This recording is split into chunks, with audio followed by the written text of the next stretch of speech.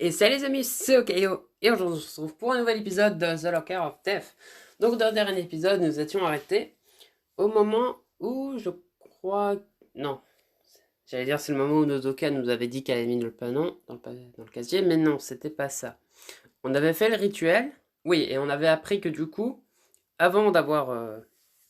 avant de se faire tuer par Karina, les deux Gugus l'avaient entendu chanter.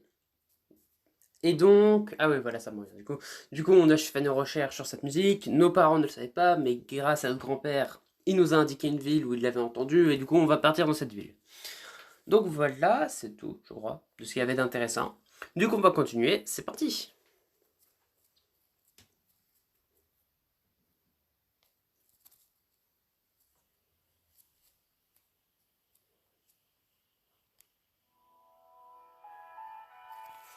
Plus que 2 jours. Je croise le regard de Mana et je me force à sourire malgré la douleur. Nous mettrons fin à la malédiction. Je ferai tout ce qui peut être pour utile. Et ce sont nos Oka et elle qui vont mourir, ça ne brise pas la malédiction. Attends, dois-je le dire? Ça ne me semble pas bien de garder le secret, mais... Salut, désolé de vous avoir fait attendre. Nous sommes en retard. Nous ne sommes pas en retard. Ils sont juste en avance. Oh, je suis tellement contente de vous voir, toutes les deux. Je commençais à avoir peur qu'on se retrouve seuls. Ah non, on vous laissera jamais tomber comme ça. Ce n'est peut-être pas utile de mettre ça sur le tapis. Ce n'est pas le bon moment, de toute façon. Tout est prêt? Oui, je dois bien être. Et j'ai aussi tout prévu pour qu'on passe la nuit aux auberges du village. Comme nous ne savons pas combien de temps ça nous prendra, nous avons tous obtenu la permission de rester là-bas plusieurs jours. Heureusement, c'est les vacances, donc nous n'avons plus à court. Bon sang, je préférerais ne pas passer la nuit dans le village au-dessus du fantôme. Mais j'imagine qu'on ne peut pas faire autrement. Je ne suis pas surpris que ce soit ça qui l'inquiète. Je te protégerai. Mon héros. Puisque nous avons affaire à des esprits malveillants, je crois que c'est moi qui devrais vous protéger. Heureusement, je te ferai au moins pouvoir repousser Karina si elle attaque. C'est beaucoup moins romantique venant de toi. Romantique. Ne fais pas attention. L'important, c'est qu'on s'en sorte, c'est que tous et qu'on trouve un moyen de rompre la malédiction. Très bien, allons-y. Nous faisons un trajet en train tranquille, puis il y a une longue marche de la gare au petit village dont mon grand-père m'a parlé. Mais nous arrivons enfin. Tout semble tellement paisible ici. Tu es sûr qu'on est au bon endroit? Ça ressemble à la description de mon grand-père, alors on sait déjà que c'est le village d'où vient la chanson. On devrait se séparer et aller poser des questions sur Karina. C'est vraiment une bonne idée. Dans les films d'horreur, les personnages décident toujours de se séparer avant de mourir. Elle a raison, bien que je doute que Karina nous attaque devant des témoins. Pourquoi on ne se mettrait pas par deux? Bonne idée.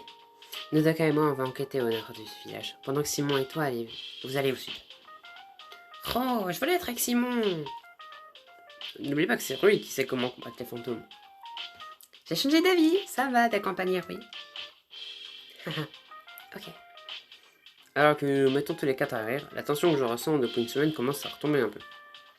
Allons-y. Rui et Nodoka prennent le chemin qui conduit au nord du village, et je regarde Mana. On se retrouve à nouveau tous les deux. Hé, je ne vais pas m'en plaindre. Tu as une photo de Karina, hein? Ouais, juste là. Je sur mon téléphone et affiche la photo de l'article du journal que j'ai enregistré hier soir. Ce n'est pas une super photo, mais c'est la seule que nous ayons. Bon, commençons par ces boutiques. Ok. Nous nous dirigeons vers une boutique d'artisanat. Tandis que Mana choisit quelque chose que j'ai acheté, je montre la photo au propriétaire. Excusez-moi, mais je me demandais si vous auriez des infos sur cette fille. Elle vivait sans doute ici il y a 20 ans. 20 ans? Je n'étais qu'un enfant à l'époque. Même si je la connaissais, je ne m'en souviens plus. C'est bon, merci quand même. Ensuite, nous nous arrêtons dans une petite librairie. Après avoir parcouru les étagères, nous interrogeons la propriétaire sur Karina, mais elle ne sait rien non plus. Dans chaque lieu que nous visitons, c'est la même histoire. On a fait presque toutes les boutiques. Je crois qu'on devrait commencer à interroger les gens dehors. Espérons que nous ne trouverons pas ça trop bizarre. Je suis sûr qu'ils comprendront. Tout le monde est très amical.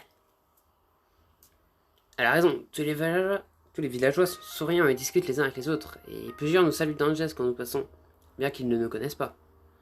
C'est un bel endroit, regarde-moi ce paysage. Ouais, pas étonnant que ce village ait marqué mon grand-père. Si seulement on pouvait en profiter vraiment, au lieu de s'inquiéter à propos de la malédiction. J'aimerais revenir ici dans de meilleures circonstances. On devrait se concentrer sur la malédiction. Oui, bien sûr. Ce n'est pas le moment d'être distrait. Une fois qu'on aura réglé ça, alors tu pourras penser à revenir un jour ici. Je suis désolée. Hein? Pourquoi tu t'excuses? Ta fille est en jeu, et je suis là à dire à quel point le village est joli. Ne t'en fais pas pour ça, c'est bon. Je me sens tellement coupable de rien dire. Là, je lui dis, serait-elle plus heureuse de savoir la vérité, ou est-ce que ça ne fera que la blesser et empirer les choses? Oh, pourquoi on n'interrogerait pas ce monsieur sur Karina? Tiré de mes pensées conflictuelles, je suis son regard en direction d'un homme âgé qui marche dans la rue. Et il devait être adulte quand Karina était en vie. Si elle a vécu ici, il se souvient peut-être d'elle. Bonne idée, allons lui montrer la photo. Nous nous précipitons vers lui. Excusez-moi, monsieur, auriez-vous un instant? Bien sûr, que puis-je faire pour vous? Nous cherchons des informations sur une fille qui a peut-être un lien avec ce village, ça remonte environ il y a 20 ans. Je fiche à nouveau la photo et je lui tends mon téléphone. Oh, Karina. À son nom, je suis parcouru d'une secousse électrique. Vous la connaissez? Nous étions voisins. Elle vivait juste à côté de chez moi. Enfin, nous avons trouvé quelqu'un qui l'a reconnue, mais qui la connaissait même personnellement. C'est plus que ce qu'on espérait. Elle est morte jeune, c'est ça? C'est ce qu'on cherche à savoir. Oui, c'est une tragique histoire. Que s'est-il passé? Vous êtes sûr de vouloir entendre ça? C'était il y a longtemps. Et c'est une histoire douloureuse. Oui, s'il vous plaît, racontez-nous. Très bien. Il ferme les yeux et laisse échapper un long soupir. Karina vivait dans la maison voisine de la mienne avec sa sœur Kana et leur mère. Il nous arrivait de parler de temps en temps. Karina était une fille tranquille, bien moins extravertie que Kana, mais elle était gentille et intelligente. Pourtant, son esprit détruit à présent des vies innocentes. Un jour, un homme étranger au village s'est mis à suivre Karina. Elle est disparue une nuit sans laisser de traces. Après des mois de recherche, la police a fini par mettre fin aux recherches, et elle a été présumée morte. Ça colle avec ce que l'article disait. Sa mère n'a pas pu supporter la perte de son enfant. Elle était fragile depuis la mort de son mari, et perdre un autre membre de sa famille, c'était trop pour elle. Il prend une profonde inspiration avant de continuer. Sa voix s'assombrissant pendant qu'il parle. Personne ne sait ce qui lui est passé par l'esprit le jour où elle a craqué. Mais elle a tué Kana, puis elle s'est suicidée. Quoi? Je suis désolé. Comme je l'ai dit, c'est une histoire tragique. Karina a été assassinée par un pervers, puis sa mère a tué son autre enfant et s'est suicidée. Pas étonnant qu'une série d'événements aussi cauchemardesques ait conduit à une malédiction. Qu'est-ce que je demande?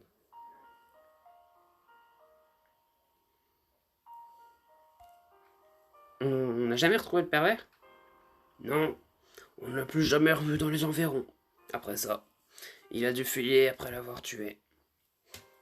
Ce n'est pas juste. Si Karina et toute sa famille sont mortes, ce n'est pas juste que son assassin se balade en liberté. Je sais. J'aime à croire qu'il a fini par avoir un destin terrible. La malédiction pourrait-elle être la tentative de vengeance de Karina qui aurait échappé à son contrôle à cause de sa puissance? Merci de nous avoir dit la vérité à son sujet. Si ça ne vous dérange pas, vous pourriez peut-être nous montrer où elle vivait? Ça ne me dérange pas du tout. Si vous suivez la rue qui part vers l'est du village, vous verrez une petite maison avec un arbre qui pousse dans le jardin. C'est ma maison. Celle de Karina est juste après. Merci. On devrait retrouver Rui et Nozoka et leur dire ce qu'on a appris. Allons d'abord jeter un œil à la maison, pour nous assurer de savoir où c'est. Ok. Bien. Nous nous précipitons en direction de l'est du village, jusqu'à ce que l'on trouve la maison à l'arbre. À côté se trouve une maison délabrée, apparemment abandonnée sur un terrain envahi par les mauvais arbres. À ma grande surprise, cependant, Rui et Nozoka se tiennent juste devant. Et là, vous avez entendu parler de la maison de Karina, vous aussi? Pas vraiment. On a commencé à interroger les gens sur les incidents étrangers qui se sont produits ici. Et on nous a parlé de cette maison vide depuis des années. Les gens disent qu'elle est hantée. Apparemment, toutes sortes de choses effrayantes se produisaient quand des personnes voulaient s'y installer. Eh bien, l'âme qui vit dans la maison d'à côté nous dit que c'était ici que vivait Karina. Dans ce cas, nous devons vraiment enquêter. Entrons. De la poussière s'envole lorsque nous ouvrons la porte et que nous entrons. Dès que nous avons franchi seuls, tous les quatre, la porte se referme en claquant. Ah! Allez, voyons ce que nous pouvons découvrir. Nous avançons prudemment dans la maison.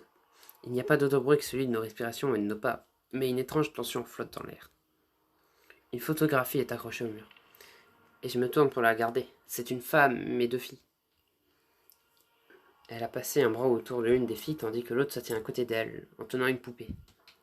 Ça doit être Karina et sa famille. Je me demande... Un gémissement se soulève du plus profond de la maison et nous nous figeons. Vous avez entendu ça?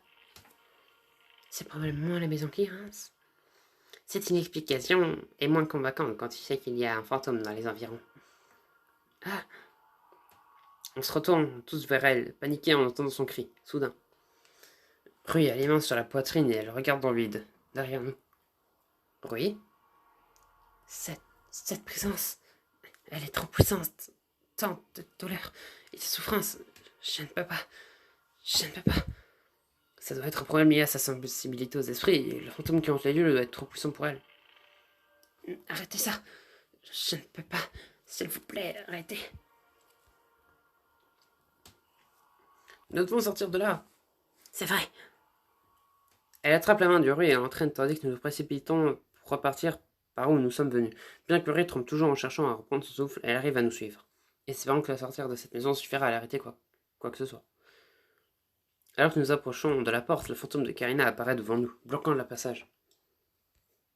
Non, nous étions presque à la sortie de la maison, mais le fantôme nous a piégés. Qu'est-ce qu'on va faire maintenant? Allons-nous réussir à passer, ou va-t-elle faire de nous ses prochaines victimes?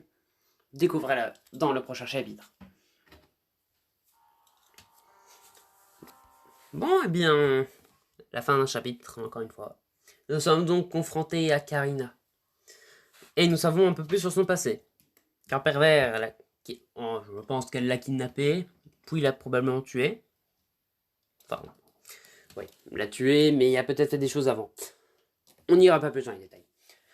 Et que du coup, la mère qui était déjà fragile par la perte de son mari, eh bien, a décidé de tuer son autre enfant, et s'est suicidée après. C'est franchement génial. Mais bon, est-ce que Karina va nous parler un peu plus de son passé? Est-ce qu'elle va nous trancher la gorge? Ou est-ce qu'on va réussir à s'en sortir sans aucune nouvelle information? C'est quelque chose qu'on verra dans le prochain épisode. D'ici là, j'espère que cette vidéo vous aura plu. Si jamais c'est le cas, n'hésitez pas à vous abonner, à lâcher un like. C'était Okayo. Allez, salut!